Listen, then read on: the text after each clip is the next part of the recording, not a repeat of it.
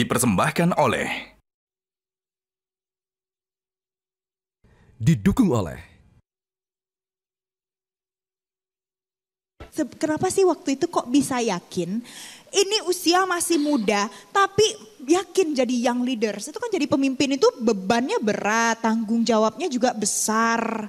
Apa yang membuat Gus Ipin yakin waktu itu? Kita umur gak ada yang tahu, bos. Lu jangan nganggep 25 tahun muda. Saya sekarang 35, udah 10 tahun mulai dari wakil bupati jadi bupati. Tapi saya punya pengalaman bapak saya meninggal di usia 41 tahun. Dan sejak saat itu saya gak bakal merasa bahwa oh entar lah, masih entar. Gak bisa.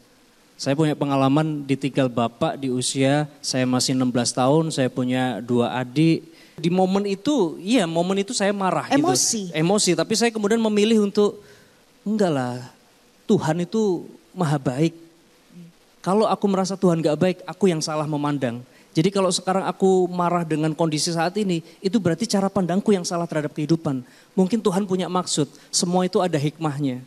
Dan saya percaya itu. Makanya kemudian ketika diajak Mas Emil, waktu itu aku juga tanya, lu serius Mas, itu ada kepala dinas pendidikan ya kan, itu guru-gurunya banyak, pasukannya banyak tuh, murid-murid siswa banyak, itu gak digandeng, enggak lah Mas aku sama lu aja gitu. Lalu gimana?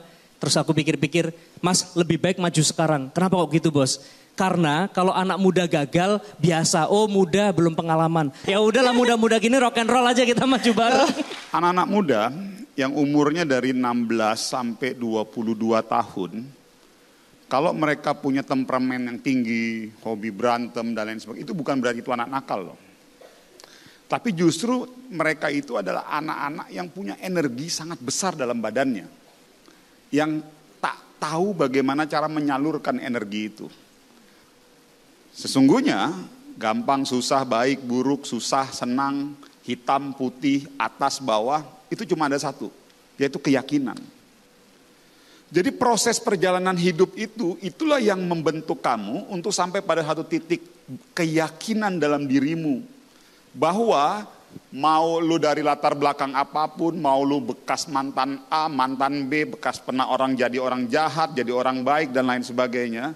Tapi pada saat kamu sudah sampai pada satu level titik tertentu, keyakinan dalam mengejar sesuatu yang kamu yakini, itu akan memperbaiki, mengangkat derajat hidup keluargamu. Bismillah, Allahu Akbar, kun fayakun, jadi. Kamu apa enggak kemudaan gitu ya, tapi saya katakan coba kita ngomong pengalamannya dulu. Nah, pengalaman pun bukan selalu linier dengan tahun. Misalnya, oh saya sudah kerja di sini 7 tahun, pasti saya lebih hebat dari yang kerja 3 tahun. Oh enggak juga. Karena akselerasi itu berkaitan dengan kualitas. Kita ibaratkan lah, mohon maaf, misalnya seseorang ikut pertempuran, dia udah ikut perang 10 kali. Tapi di dalam perang itu dia main posisi yang aman-aman aja gitu.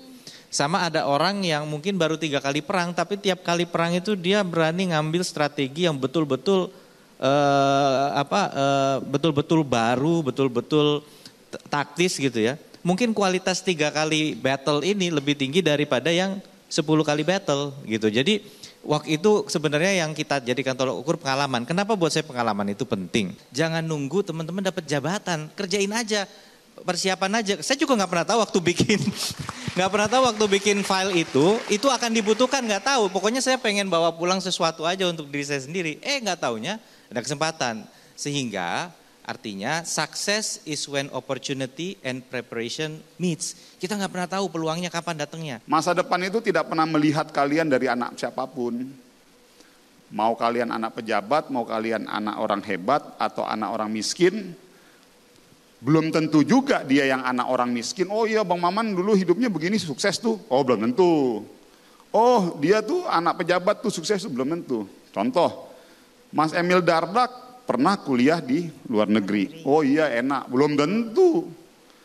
Kuncinya tuh bukan kuliah di luar negeri. Kuncinya karena beliau berhasil memanfaatkan problem-problem beliau, permasalahan-permasalahan beliau untuk beliau sukses. Karena banyak juga tuh orang-orang yang kuliah di luar negeri nggak sukses. Mohon maaf ya.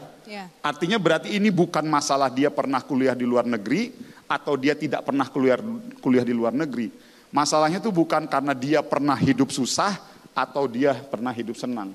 Masalahnya adalah siapapun dia, Kata kunci untuk sukses adalah pada saat dia bisa menjadikan kesenangan dalam hidupnya, kesuksesan dalam hidupnya, permasalahan dalam hidupnya sebagai amunisi dia, pembelajaran bagi dia untuk menatap masa depan yang lebih baik.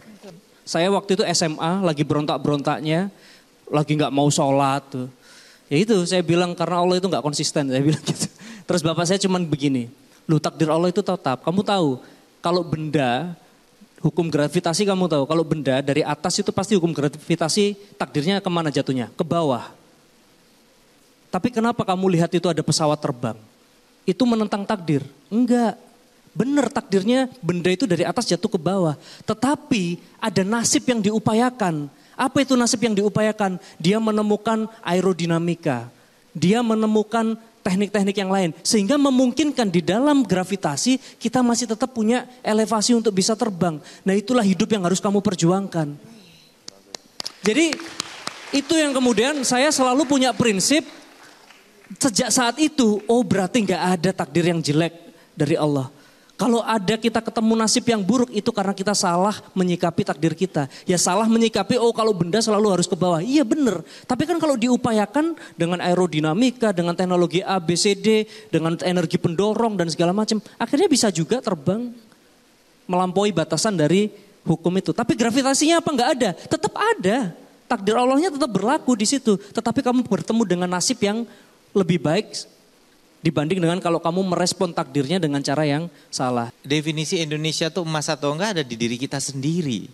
Apakah hari ini kita sudah bisa mensyukuri dan merasakan bahwa kita sudah mencapai keemasan gitu kan. Karena apa? Karena artinya seakan-akan setelah 2045 selesai. Anda yang menentukan sendiri masa keemasan. Jangan terpaku dengan angka 2045 ya gitu. Tapi tentukan bahwa masa keemasan itu adalah masa di mana apalagi tadi kan beliau mengatakan gitu, selalu ada ya kalau lagi ada senang itu karena merasakan susah dan itu adalah siklus yang berkelanjutan.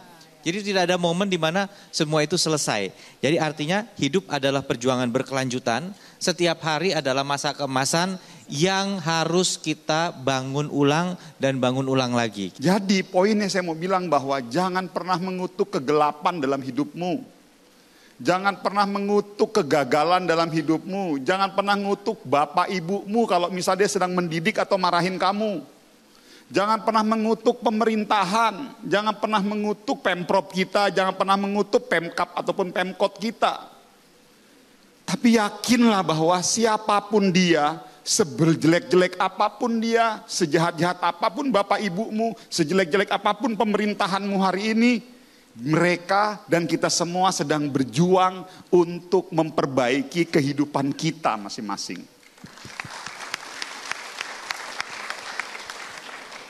Hidup akan terus penuh dengan perubahan, jadi bersiap-siaplah.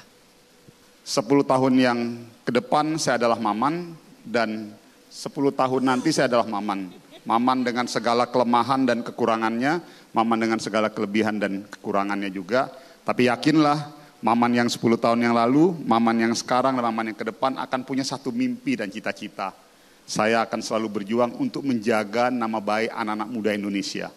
Terima kasih sudah berani bersuara dan akhirnya suara itu sekarang menjadi cerita. Semoga ke depan menjadi kerja yang nyata. Terima kasih karena sudah datang, sudah sharing di dalam Young Indonesia Festival 2025.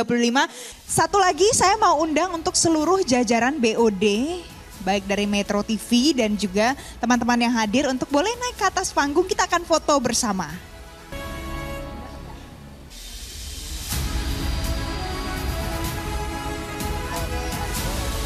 Pas? Oke, sekarang saya mau minta teman-teman untuk berdiri semuanya. Kita berdiri, kita foto bareng ya, kita selfie bareng. Jelajahi cara baru mendapatkan informasi. Download Metro TV Extend sekarang.